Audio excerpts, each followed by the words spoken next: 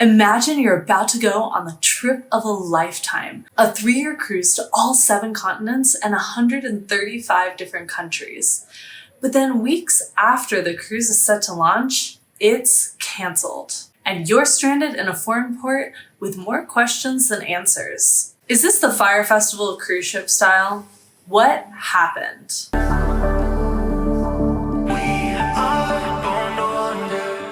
So if the stories of COVID cruises didn't completely turn you off to voyages at sea, this might just do it. Today we're going to dig into the story about how a 3-year cruise to all 7 continents ceased to exist. Welcome back to Ari Wanders. My name is Ari, and this is a channel where we are wandering through the world one idea at a time.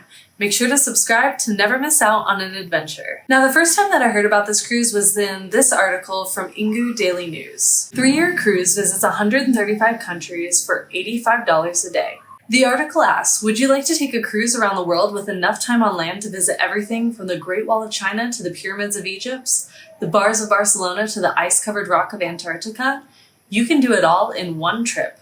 However, it takes 3 years and it costs at least $90,000.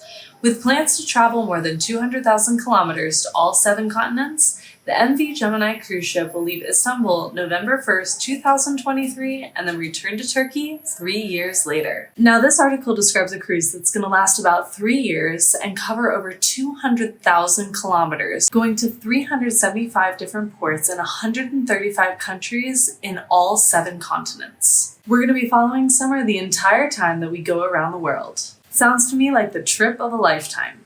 And the cost? Well, the article mentions $85 a day, but if we go to the company's website, it's a little bit more detailed. The cheapest packages started at $196,000 for a single traveler and $231,000 for couples, according to the company's website. Costs range much higher for guests staying in premium rooms. In exchange, passengers, or residents as the company called them, were promised a long list of amenities, including an onboard hospital and doctor. Some cabins could host cats. Travelers were also promised high-speed internet, free dining, alcohol and laundry service, and enrichment seminars. By then, the ship will have crossed the equator 6 times and visited 135 countries, going from Turkey to Barcelona and Miami, then south to Antarctica, back up to Alaska, then across to Asia, Oceania, Africa, and Europe. Built in 1992 but recently refurbished, the ship is 164 meters long and has 7 passenger decks with 400 rooms, a casino, restaurants, a swimming pool, and a gym. It also offers a business center at sea with 14 offices, meeting rooms, and a business library. So if you want to work while traveling the world, this is one way to do it. In a press release on March 10th, Myriad Cruises mentioned that the ship would be overhauled ahead of the trip, now months away. Myriad Cruises did not immediately return insiders' requests for comment, but said in a May webinar for passengers that the trip was still going ahead, per CNN. So if it starts at $196,000 for solo travelers and $231,000 for couples, and that's with 1,095 days of total travel, that would be about $105 to $179 a day. And with that, high-speed internet, so you don't even have to quit your job. Digital nomads can now take to the sea. Are you ready to sign up? Many were. Passengers put thousands, some even tens of thousands down to secure their spot on this cruise. Keri was one of these, and I decided to highlight her story because she's from the same city that I'm from in the US. A Midwestern girl after my own heart, out looking for adventures. You might have read about her in the news, but now she's here on the jet set. Keri Whitman had always fantasized about traveling around the world on a cruise, and one day she saw an advertisement that could make her dream a reality. She sold her house so she could work remotely from a cruise ship for 3 years, and she says she might even stay longer. Awesome! Keri, welcome to the show. Hi, thank you. Glad to be here. Thank you so much for being here. Well, hey, how did you find this advertisement? Because I'm going to go start looking for it. That led you into thinking your world cruise fantasy could become a reality.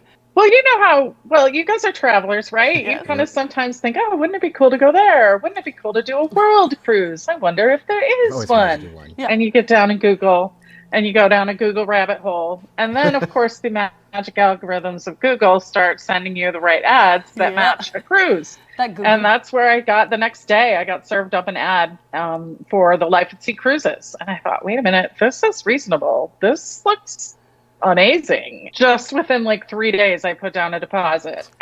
Okay, so you placed your deposit and you made your booking and you're set to depart soon. What are you doing to prepare? There is so much to prepare because nobody's ever done this before. This is like the first time that one cruise is going to be the same group of people for 3 years. So nothing in the industry is set up for this. Travel insurance isn't set up for 3 years. International phone plans cancel after like 3 months of roaming. There's so many factors that we're kind of figuring out on our own that we had to figure out because it's just not been done. But then I also had a house that I'd been in, 3-story house for 3 years that was filled to the brim with antiques and vintage things. And so I had a lot of clearing out to do. So I cleared out my house and sold it and have been trying to work through all the little hurdles to get everything ready to depart. Oh, what are you most excited for when you embark on this trip?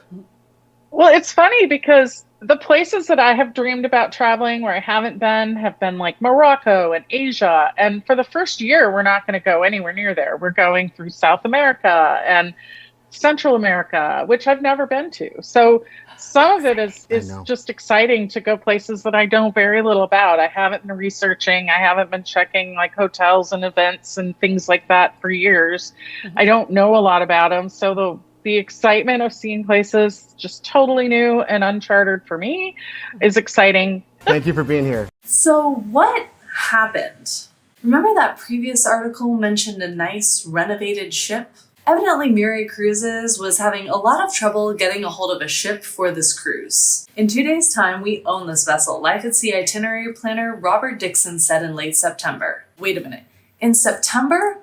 Remember that this cruise is set to depart in November. But then guess what? They didn't get the ship. Mirai's attempts to purchase the ship dragged on for weeks and eventually stalled after investors balked, according to a company message obtained by CNN and other outlets. If you're focused on the ship, this journey is not for you, Holmes said in the September webinar. But 2 months later, she would leave her leadership post at Life at Sea and Mirai as plans for the ambitious cruise unraveled. Holmes was trying to allay concerns about the quality of the vessel, but it seems that it was the company's focus, not the public's, that was the problem. Warning flags went up earlier this year when the company changed course from its initial plan to refit one of its ships, the MV Gemini, for the lengthy worldwide voyage. It planned to deploy the larger MV Laura, a ship that never materialized. Now I would think that if you're asking for hundreds of thousands of dollars from your future passengers, that you would have a ship that was able to complete this cruise. I could see them needing to remodel one for this very unique voyage, but how do you get this far and not have a boat? And so it follows that on 17th November, without any word from the company for weeks, per ABC report, guests who had sold their homes, shipped their belongings, and had already traveled to Turkey were notified of the voyage cancellation. The former CEO of Life at Sea, Kendra Holmes, sent out a 15-minute video to explain the devastating situation. According to the outlet, Holmes had resigned from her post a few days before. Now let's see here. Spectacular, trip of a lifetime, never before seen, prepaid, only to collapse at the last moment. Does this ring familiar to anyone? Anyone? The actual experience exceeds all expectations.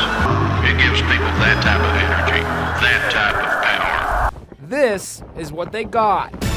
Disaster relief tents and mattresses piled up in the dirt. As for that gourmet food, here it is, a cheese sandwich in a styrofoam box. Now, total chaos has erupted.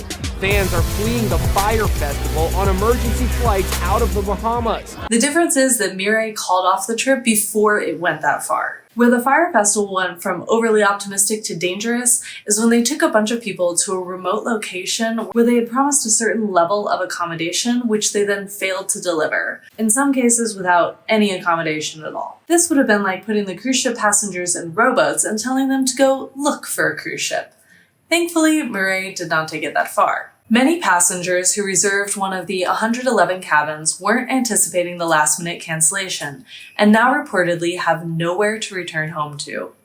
One passenger told Insider they promised so much and perhaps overpromised. Speaking to CNN, a passenger who chose to remain anonymous said, "There's a whole lot of people now with nowhere to go, and some need their refund to even plan a place to go. It's not good right now." Now, do you remember our friend Keri? This is where Keri Whitman thought she'd be right now, living aboard a ship for a once-in-a-lifetime cruise. It was called Life at Sea and promised to be the ultimate bucket list, setting sail for 3 years, seeing 7 continents in 140 countries. And I just thought, this is nuts, but I kind of think it's the right thing to do.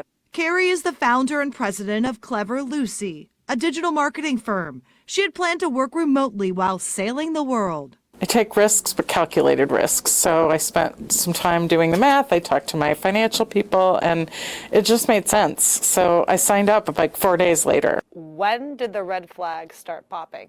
They were supposed to take ownership of the ship on October 1st. And then when they didn't, that's when things started. We started questioning whether it was really going to happen. In the months prior, Keri packed up her Cincinnati home, sold it, got rid of all of her belongings, got her Chinese visa, all her vaccinations like a shot to prevent yellow fever, and went shopping for her new adventure. Even in the apartment, I had taken like lawn chairs instead of living room furniture because I didn't want to have movers or get things stored again. Her dreams shattered when Murray Cruises canceled the weeks before its delayed departure this past November. It was a life-changing moment. Downsized, I got rid of my house, I got knee surgery that had been needing to happen, and I had my knee replaced. It pushed me to make decisions and do things that I just had not been doing. Keri said figuring out the next steps were emotionally challenging, but it's given her a new perspective to keep living out loud. We live our day-to-day life, and we go to work and we come home, and I've shaken things up. Megan Mongello, Local 12 News. Fortunately for people like Keri, the dream of a worldwide cruise does not have to die entirely. And if you've been exposed to any TikTok travel content lately, you've likely heard of the Ultimate World Cruise, which is a very similar world cruise concept, but with only 9 months at sea. I kind of wonder if anyone jumped ship. The company is promising to refund all passengers who were prepared to set sail aboard the ship, but payments will only be made in monthly installments, resulting in an estimated full refund around late February. Additionally, Life at Sea has offered to pay for transportation and accommodation until 1st of December for any guest who has already traveled to Istanbul. Does anyone else have a problem with that refund process? Well, the passengers sure do, because months and months and months later, it seems people are still waiting on those full refunds. I looked around the internet to see if there was any evidence of Mirai following through and refunding these passengers, and I'm sad to say I haven't yet found any evidence of people receiving refunds for this voyage. And instead I found rumors about Mirai using these funds to buy another cruise ship festival. Mirai, of course, denies these claims and has blamed the refund delay on the high number of credit card chargeback disputes that it said has caused banks to block their funds. Most passengers said they only started to request chargebacks last week after the company kept failing to meet its promised repayment deadlines. But most passengers are done believing Mirai's stories. "I will not believe anything until I have money in my hand," said Keri Youssef, a 36 former humanitarian worker from Ohio who sold her apartments to pay for the cruise and has been living in an Istanbul hotel with her husband for more than 2 months as she awaits her refund of $80,000. On December 29th, she received a bank receipt indicating that the first installment of her repayment had been sent, but she never received the funds. Another woman has moved to Ecuador because she can't afford to pay her mortgage. And a man recently diagnosed with cancer has delayed his treatment because he doesn't have the money to pay for it. On Tuesday, 78 would-be Life at Sea passengers sent a letter to Mackenzie Lapointe, the U.S. Attorney for the Southern District of Florida, asking him to investigate whether Mirai, a Turkish cruise company, defrauded them out of millions of dollars. They claim that the company collected an estimated $16 million and used it toward a deposit to acquire a new ship that it did not end up purchasing. It is unclear if Mr. Lapointe will take action. Enough is enough, Mr. Pierce said. I'm resigned to the fact that I'm not going to get my money back. But even if I get nothing, at least if the U.S. attorney opens an investigation and these people go to prison, that's something. I have so many thoughts when it comes to this disaster of a cruise. First of all, if someone offers me a trip to sea that is 3 years, 3 months, 3 days, or 3 hours, I personally would not go. 3-hour tour, a 3-hour tour. Seems to be an unlucky number for ocean voyages. Next is this company. Don't ask other people to gamble on your optimism. It is always better to underpromise and overdeliver. Or if you make strong promises and set high expectations, you need to deliver on an overwhelming level. Expectations, results, reviews, and repeat business. That's how it works. When it comes to tourism and travel companies, trust is a huge deal, and reputation is everything.